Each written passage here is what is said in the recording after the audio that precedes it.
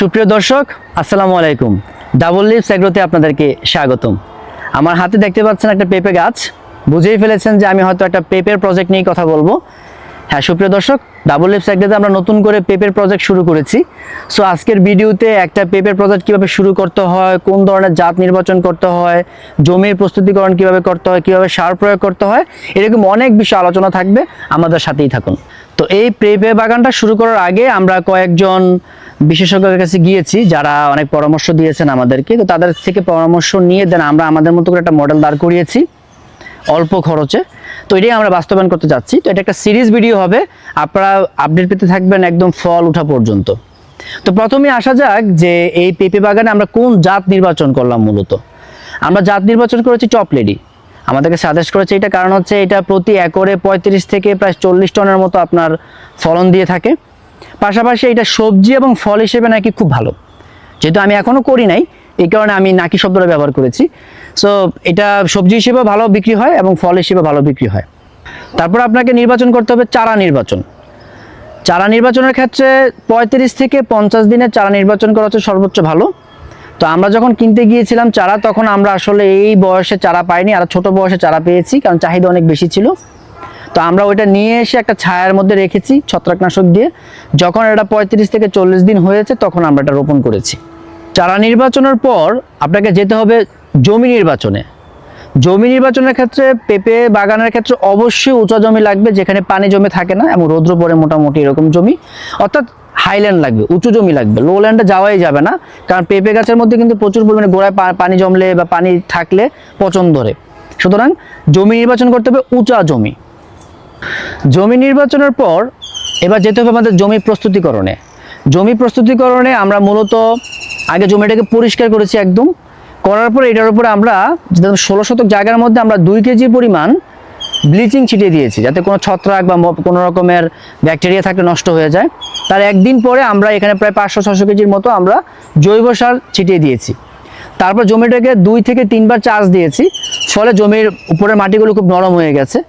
এবং দেখেন কীভাবে আমরা রেডি করেছি, যদি দেখে একটা ব্যাড, এই যে আমার জমি, এই যে আমার অলরেডি গাছ লাগানো আছে, এই ব্যাডটা আমরা মূলত এখানে একটা মোটা ড্রেন করেছি। ড্রেনটার দিকে আসেন, একটা মোটা ড্রেন করেছি এবং প্রত্যেকটি জায়গাকে আমরা এইভাবে রেডি করেছি ব্লক বাই ব্লক। এরকমভাবে আমাদের প্রায় এখানে 200 গাছ আছে, প্রায় 180 মতো হবে। এটাকে ব্লক বাই ব্লক করেছি। জমি প্রস্তুতিকরণের পর আমাদের আসে চারা রোপণ। তো চারা রোপণ আমরা যেহেতু এই জমিটা করে ফেলেছি অলরেডি, যে কারণে আমি আপনাকে চারা রোপণ একটা গাছ রোপণ করে দেখাবো পুরোপুরিভাবে যে কীভাবে প্র্যাকটিক্যালি চারা রোপণ আমরা করেছি। তাহলে চলুন যে আমরা একটা ব্যাডে যাই। প্রিয় দর্শক, যেহেতু আমাদের গাছ রোপণ করা হয়ে গেছে, চারা রোপণ হয়ে গেছে, তারপর আমরা একটা ডেমো তৈরি করেছি যে কীভাবে চারাটা রোপণ করতে হয়। প্রথম বিষয় হচ্ছে চারাটা হবে একটা চারা থেকে আরেকটা চারার দূরত্ব হবে 6 ফিট। এটা ভালো করে মাথায় রাখেন। ঠিক আমরা 6 ফিটের একটা ব্যাড রেডি করেছি এই জায়গার ভিতরে, ড্রেন সহ। এই ব্যাডটা নর্মাল যে মাটির যে লেভেল তার থেকে উঁচু, প্রায় 1 ফিটের মতো করে উঁচু করে দেওয়া আছে এবং এখানে একটা গর্ত করা আছে। আর আমি তো আগেই বলেছি, যেহেতু আমরা জমির মধ্যে সরাসরি আগেই গোবর দিয়ে দিয়েছি, যে কারণে আমরা এখানে কোনো রকমের আর সার প্রয়োগ করিনি বা কোনো জৈব সার প্রয়োগ করিনি। তো এখন এই গাছটা আমরা কীভাবে রোপণ করব? এই গাছটা প্রথম হচ্ছে দক্ষিণমুখী করে 45 ডিগ্রি অ্যাঙ্গেলে। তো আমাদের দক্ষিণমুখ হচ্ছে এটা, সুতরাং আমরা এই গাছটাকে দক্ষিণমুখী করে 45 ডিগ্রি অ্যাঙ্গেলে আমরা গাছটা রোপণ করব। ঠিক আছে, এই 45 ডিগ্রি অ্যাঙ্গেলে আমরা রোপণ করলাম। এর কারণ কি? কারণ হচ্ছে এতে গাছ ছোট থাকবে, গাছের শিকড় অনেক বেশি গজাবে এবং গাছের গোড়া অনেক মোটা হবে, ফলে ফলনও বেশি দিবে। এই কারণেই 45 ডিগ্রি অ্যাঙ্গেলে দক্ষিণমুখী করে গাছটা লাগানো। এটা আপনারা চেষ্টা করবেন এইভাবেই লাগানোর জন্য, এতে গাছ বেশি লম্বা হয় না, ছোট থাকে। যেহেতু আমরা গাছ আগেই রোপণ করে ফেলেছি, যে কারণে আমরা আসলে সার দেওয়ার পদ্ধতিটা তখন দেখাতে পারিনি। এখন আমরা আবার সার দেওয়ার পদ্ধতিটা দেখিয়ে দিব যে আপনাদের কীভাবে সার দিতে হয়। তো আমাদের এই গাছগুলো 20 দিন হয়ে গেছে, এগুলো আমরা সবগুলোকে সার দিয়ে একদিন পরেই পানি দিয়ে পুরো জমিটাকে আমরা ভিজিয়ে দিয়েছি। তো এখন আমরা আপনাদেরকে দেখাবো কীভাবে সার প্রয়োগ করতে হবে। আপনার 15 থেকে 20 দিন হয়ে গেলেই কীভাবে সার প্রয়োগ করতে হবে। আমার এই গাছগুলো কিন্তু 15 থেকে 20 দিন বয়স হয়ে গেছে। তাহলে চারা রোপণের 15 থেকে 20 দিন পরে আমরা সার প্রয়োগ করব। সার প্রয়োগটা কিভাবে করব সেটা এখন দেখাচ্ছি আপনাদেরকে। ধরেন এটা 15 থেকে 20 দিন বয়স হয়ে গেছে, ধরেন এখন এটার ভিতরে প্রথম হচ্ছে আমরা জৈব সার দিব। জৈব সার 4 থেকে 5 কেজি পরিমাণ জৈব সার আমরা ছিটাবো, এভাবে ছিটিয়ে দিব। জৈব সার দিলে সুবিধা হচ্ছে এটা পানি ধরে রাখে অনেক দিন এবং মাটির স্বাস্থ্য ভালো করে। অতিরিক্ত রাসায়নিক সার ব্যবহারের কারণে মাটির স্বাস্থ্য খারাপ হয়ে যায়, এই কারণে জৈব সার ব্যবহার করে মাটির স্বাস্থ্যটাও ভালো থাকে। এইভাবে আমরা সারটা দিয়ে দিব 4-5 কেজি, যার কাছে যেমন অ্যাভেলেবেল আছে, অনেক বেশি দেওয়া লাগবে এমন না। এবার দিব রাসায়নিক সার। আমার হাতে দেখতে পাচ্ছে যে রাসায়নিক সারের মিশ্রণ। এই রাসায়নিক সারটা আমরা কোন অনুপাতে দিব সেটা বলে দিচ্ছি।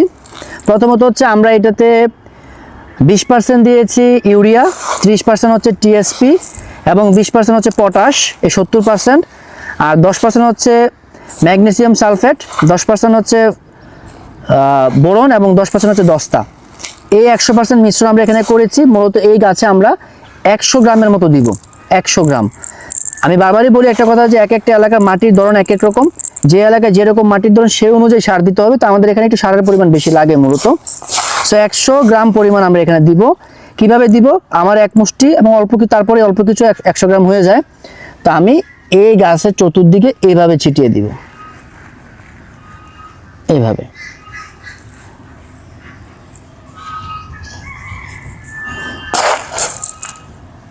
এইভাবে ছিটিয়ে দিব।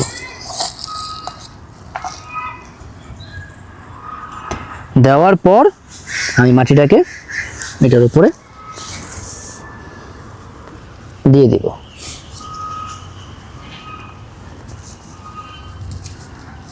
তার আজকে দিয়েছে, আগামীকালকে এটার মধ্যে পানি দিয়ে ভিজিয়ে দিব এবং পুরো জমিটাকে আমরা পানি দিয়ে মোটামুটিভাবে ভিজিয়ে দিব আর কি, যাতে সারগুলো মিশ্রণটা ভালো হয়। এখন প্রশ্ন হলো যে এই পুরো প্রকল্পটা করতে আমাদের কত টাকা খরচ গেল। তো আমাদের এই জমিটা রেডি করতে, অর্থাৎ জমির যে ব্যাড রেডি করেছি, তারপর হচ্ছে জমিটাকে চাষ দিয়েছি, ব্লিচিং দিয়েছি, এগুলো করতে আমাদের 3000 টাকা খরচা গেছে। আর এই জমিতে আমরা 180টা গাছ রোপণ করেছি, কিন্তু আমি কিনেছি 200 পিস, কারণ কিছু গাছ মারা যেতে পারে এই কারণে। তো প্রত্যেকটি গাছের পিস ছিল 42 টাকা করে, এখানে হচ্ছে 8400 টাকা। তাহলে 3000 টাকা হচ্ছে রেডি করতে জমি, আর হচ্ছে 8400 টাকা হচ্ছে আপনার চারা কিনতে, তাহলে 11400। আর 600 টাকার গিয়েছে ঔষধ, লাইক আপনার ছত্রাকনাশক, তারপর হচ্ছে বিভিন্ন ধরনের পোকার যে ওষুধ, এখানে 600 টাকা খরচা হয়েছে। এ হলো 12000 টাকা। আর আমরা সার দিয়েছি প্রত্যেকটি গাছে 100 গ্রাম করে, তো 180টা গাছের মধ্যে সার দিতে আমাদের লেগেছে 600 টাকার মতো। তাহলে হলো এই 12600 টাকা হচ্ছে আমাদের টোটাল এই পর্যন্ত খরচ। এইভাবে আমরা একদম ফল পাওয়া পর্যন্ত কত টাকা খরচ হলো, কি কি কাজ করলাম, এগুলো আপডেট পেতে থাকবেন আমাদের এই চ্যানেলে। ইনশাল্লাহ আমাদের সাথে থাকবেন এবং আমাদের জন্য দোয়া করবেন। আর অবশ্যই কৃষিকে ভালোবাসবেন, কৃষির সাথেই থাকবেন। ধন্যবাদ।